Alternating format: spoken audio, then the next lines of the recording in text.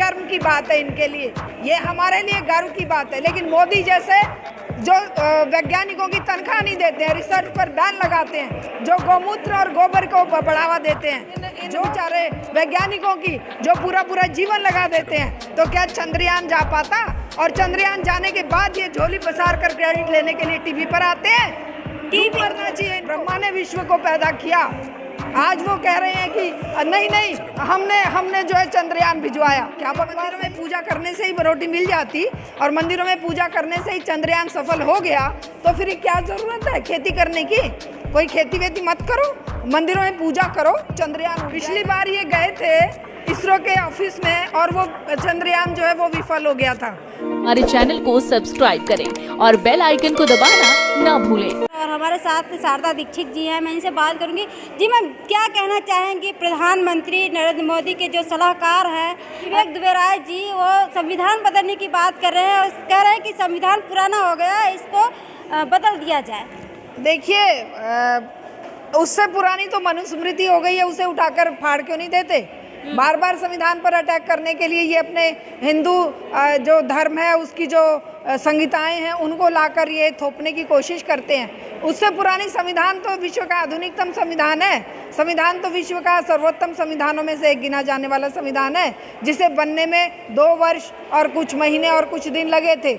लेकिन इनके संविधान क्या हैं? इनके संविधान तो कहीं से हिटलर और मुसोलिनी की तानाशाही और जो 5000 साल पुरानी दास्ता दलितों और मजलूमों के लिए, महिलाओं के लिए, ये उनको जकड़ने के लिए बात करते हैं। ये उस संविधान की बात करते हैं जो आज एकदम से त्याज्य है, जिसका एक डेमोक्रेटिक समाज में कोई महत्व नहीं है, जिसकी कोई ज़रूरत नहीं है। लेकिन डेमोक्रेटिक वैल्यूज से बने हुए संविधान को अगर बदलने की बात ये करते हैं तो ये समाज बिल्कुल बर्दाश्त नहीं करेगा और इसके लिए संपूर्ण समाज सड़कों पर उतरेगा, क्योंकि ये संविधान ही है जिनके वैल्यूज़ के आधार पर वो सत्ता में पहुँचे हैं। वो क्यों नहीं राजा महाराजाओं की तरह राजा बनकर किले जीत कर सत्ता में गए? वो संविधान के द्वारा दिए गए प्रावधान के जरिए ही तो चुनाव के माध्यम से अपनी सत्ता पर पकड़ मजबूत बनाए हैं, चाहे वो तरीका कोई भी अपनाए। लेकिन सत्ता में पहुंचने के लिए उन्होंने संवैधानिक प्रावधानों का ही इस्तेमाल किया है और आज वो संविधान को बदलने की बात कर रहे हैं तो उन्हीं को बदल दिया जाएगा। हाँ, विवेक दुबे राय को बदल देंगी? विवेक दुबे राय क्यों, ये सारा सिस्टम ही बदला जाएगा ना, ये व्यवस्था ही बदली जाएगी। जो व्यवस्था झूठ, फूट और लूट पर आधारित है, जो व्यवस्था जाति, धर्म, महिला, पुरुष, अमीर, गरीब के पूरे भेदभाव पर खड़ी है, उस सारी व्यवस्था को बदलने का काम जनता करेगी। और ये मजदूर और किसान आंदोलन जो चले हैं, ये आज अपने मुकाम तक इस बात को पहुंचा। और उसी संविधान की बदौलत हिंदू कोड बिल भी बनाए और हिंदू कोड बिल में वो सारे हक अधिकार महिलाओं के दिए। आज महिलाएं जो है कि मान सम्मान से वो बाहर निकल पा रही हैं, पुरुषों के बराबर वो चल रही है। आज उसी संविधान को बदला जा रहा है। क्या लगता है कि इस संविधान को बदल के जो दूसरा संविधान लागू करने की बात की जा रही है, क्या उस संविधान में जो है कि महिलाओं को हक अधिकार मिल पाएगा? इनको परेशानी तो यही है ना, हिंदू कोड बिल जब पास किया जा रहा था तो बाबा साहेब पर अटैक हुए और पूरे के पूरे इन हिंदुत्ववादी शक्तियों को परेशानी खड़ी हो गई थी। उसी परेशानी को आज ये लेकर वो कसक और दर्द इनके दिल में तब से था और आज जब इनको मौका मिलता है तब वो जहर उगलते हैं और उस जहर के चलते ये संविधान को बदलने तक की बात करते हैं। लेकिन ये महिलाएं, ये समाज और वो जो 90% समाज है देश का, वो जागरूक है और ये गुमराह किए हुए हैं कुछ तबके को। ये तबका भी जब जानेगा कि सच्चाई क्या है, तो हमारा काम ये है कि इस समाज को, इस देश के लोगों को, कामगर को, मजदूर को, किसान को, महिलाओं को, छात्र, युवा, नौजवानों को एकजुट कर जन आंदोलन खड़ा करना है और इनकी इन सब हरकतों पर लगाम लगाना। बाबा साहब से क्या दिक्कत है जो है कि आए दिन या तो बाबा साहब की मूर्तियाँ तोड़ी जाती है, उनके दिक्कत है जो समानता की, भाईचारे की, प्यार प्रेम की और महिला पुरुष की एकता की, दलित और स्वर्ण की एकता की बात करेगा। इनको हर उस व्यक्ति से दिक्कत है, क्योंकि बाबा साहेब का काम महान काम था, तो ये उनसे हजम नहीं हो रहा है। उन्होंने समाज में एक समतामूलक समाज के लिए संविधान का निर्माण किया था, लेकिन संविधान को लागू करने की जिम्मेदारी जिन लोगों की थी, उन लोगों ने उसका दुरुपयोग करते हुए आज तक समानता को स्थापित नहीं होने दिया है। और आज ज़रूरत आन पड़ी है कि इनको, इस व्यवस्था को जो असमानता पर, झूठ और फूट पर आधारित है, उसे उखाड़ फेंका जाए। मैम, मेरा आखिरी सवाल एक और है। जिस तरह से धीरेन्द्र शास्त्री महिलाओं को खाली प्लॉट बताते हैं और हिंदू राष्ट्र बनाने की मांग करते हैं, देवकीनंद जी हैं जो वो भी एक भाषा है, वो बोलते हैं, उनका एक बयान आया है कि जवान भाई और जवान बहन को एक साथ नहीं होना चाहिए, जवान माँ को जवान बेटे के साथ एक साथ नहीं होना चाहिए, जवान बेटी और जवान बाप को एक साथ नहीं होना चाहिए। आखिर ऐसा उनके मन में ऐसा क्यों आया, क्या कहना चाहेंगी इस पर? ये गंदगी जिसके दिमाग में, दिलो दिमाग में भरी हो, वो गंदगी बाहर उड़ेलता है। आपके पास जो है आप वो दोगे समाज को, मेरे पास जो है वो मैं दूंगी। उनके पास गंदगी है तो वो गंदगी समाज को दे रहे हैं। वो माँ जो बच्चे अपने बेटे को पैदा करती है और वो घर में अगर मान लो अकेली है, तो क्या वो अपने बेटे को घर से बाहर निकाल देगी?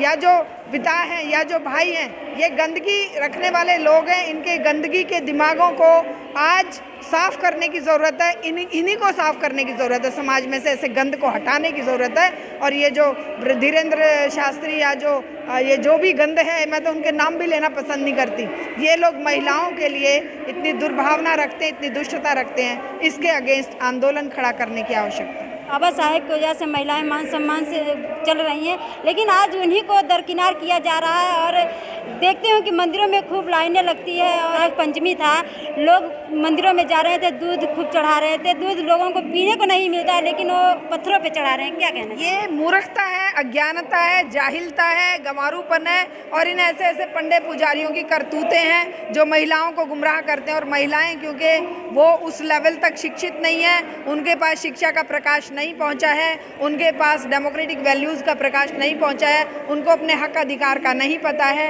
इसीलिए वो इस शोषण का शिकार हैं और इस अंधविश्वास का शिकार। चंद्रयान को लेकर क्या कहेंगे? जिस तरह से चंद्रयान जो है कि चांद पे उतरा, लेकिन उसके सफलता के लेने के लिए वो मोदी जी रात को ही उस पे आ जाते हैं। शर्म की बात है इनके लिए, ये हमारे लिए गर्व की बात है। लेकिन मोदी जैसे जो वैज्ञानिकों की तनख्वाह नहीं देते हैं, रिसर्च पर बैन लगाते हैं, जो गौमूत्र और गोबर को बढ़ावा देते हैं, जो सिलेबस से डार्विन थ्योरी को हटा देते हैं, पीरियोडिक टेबल को हटा देते हैं, जो सिलेबस में अवैज्ञानिक और एक तरह से मनगढ़ंत और काल्पनिक कथाओं को घुसेड़ रहे हैं और वैज्ञानिक चिंतन को खत्म कर रहे हैं युवा पीढ़ी में, वो आज क्रेडिट लेने की बात कर रहे हैं। शर्म आनी चाहिए, शर्म से डूब मरना चाहिए ऐसे प्रधानमंत्री को जो सिलेबस से विज्ञान को हटा रहे हैं और जो गाय के गोबर में बता रहे हैं कि सोना है, गौमूत्र से कह रहे हैं बीमारियां ठीक होती हैं। फिर ये वैज्ञानिक चिंतन और वैज्ञानिक अगर खोज और वैज्ञानिक तपस्या नहीं होती इन बेचारे वैज्ञानिकों की जो पूरा जीवन लगा देते हैं, तो क्या चंद्रयान जा पाता? और चंद्रयान जाने के बाद ये झोली पसार कर क्रेडिट लेने के लिए टीवी पर आते हैं। टीवी मरना चाहिए इनको। वैज्ञानिक चिंतन को ठोकर मारने वाले लोग, विज्ञान के जो चमत्कार हैं, विज्ञान की जो उपलब्धियां हैं, उनके लिए क्रेडिट कैसे ले सकते हैं? एक तरफ वो हटाते हैं कि भाई यहाँ से डार्विन थ्योरी हटा दो, ब्रह्मा ने विश्व को पैदा किया। आज वो कह रहे हैं कि नहीं हमने जो है चंद्रयान भिजवाया। क्या बकवास है ये? लोग कहते हैं सफलता जो है कि पंडितों से आई है, पूजा से आई। अभी हरिद्वार में भी पूजा करने की बात है। ये सफलताएं फिर ये क्यों नहीं ये गरीबी को हटाने के लिए कर लेते हैं? क्यों फिर ये कटोरा लेके भीख का IMF के सामने और वर्ल्ड बैंक के सामने जाते हैं? हवन और कीर्तन से ही अपनी गरीबी को हटा लेना। क्यों फिर ये फालतू की बकवास करते हैं? क्यों ये अपने कटोरे लेकर भीख मांग रहे हैं पूरे विश्व के सामने? हैं, देश 107वें नंबर पर भुखमरी में पहुंच गया, उनको रोटी कौन खिलाएगा? अगर ये मंदिरों में पूजा करने से ही रोटी मिल जाती और मंदिरों में पूजा करने से ही चंद्रयान सफल हो गया, तो फिर क्या ज़रूरत है खेती करने की? कोई खेती वेती मत करो, मंदिरों में पूजा करो, चंद्रयान उड़ जाएगा अपने आप। मंदिरों में पूजा करो, सिलेबस से साइंस की चीज़ें हटा दो, डार्विन थ्योरी हटा दो, पीरियोडिक टेबल हटा दो और चंद्रयान के लिए क्रेडिट ले लो कि हमने पहुंचा दिया है।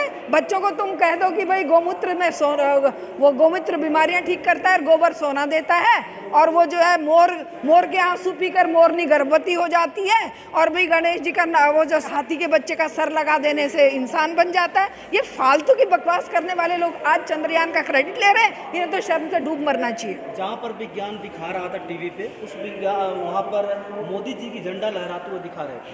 ये वैज्ञानिकों ने कहा मुझे तो शर्म आ रही है। पिछली बार ये गए थे इसरो के ऑफिस में और वो चंद्रयान जो है वो विफल हो गया था, लैंड ही नहीं कर पाया था। आज ये अगर दूर थे तो वो कम से कम वो एक सफलता तक पहुंचा। और ये जब झंडा लेके मीडिया में आते हैं, मीडिया वाले ही गुलाम हैं असल में, वो जो मेन स्ट्रीम मीडिया है वो इनके गुलाम है, पूंजीपतियों के जो है तलवे चाटते हैं। इसलिए मोदी को चेहरा दिखाकर देश बेचने का काम मोदी करते हैं पूंजीपतियों के लिए, और ये उनके तलवे चाटते हैं। क्या लगता है जो यज्ञ करा रहे हैं, यज्ञ कराने से देश के जो युवा कुछ नहीं है। यज्ञ, हवन, गौमूत्र ये सब बकवास है, और ये देश को बर्बाद करने की तरफ ले जाने का इनका एजेंडा है। क्योंकि ये सोचते हैं पूंजीपति देश चला लेंगे, युवा पीढ़ी को बेरोजगार छोड़ दो, अग्निपथ जैसी योजनाएं बना दो और उनके हाथ से रोटी रोजी के सारे साधन छीन लो। आखिरी संदेश क्या देना चाहेंगे महिलाओं के? संदेश देना चाहेंगे कि हर बच्चे को, हर महिला को, हर दलित को, हर स्वर्ण को किसी भी सूरत में इनके झांसे में नहीं आना है, और अपनी वैज्ञानिक चिंतन, सोशल वैल्यूज़, डेमोक्रेटिक और सही तरीके से मानववादी समाज का निर्माण करना है। इनके अधकचरे ज्ञान को ठोकर मारनी है और इस देश का निर्माण करने के लिए हमें आगे बढ़ना है। हमारे चैनल को सब्सक्राइब करें और बेल आइकन को दबाना ना भूलें।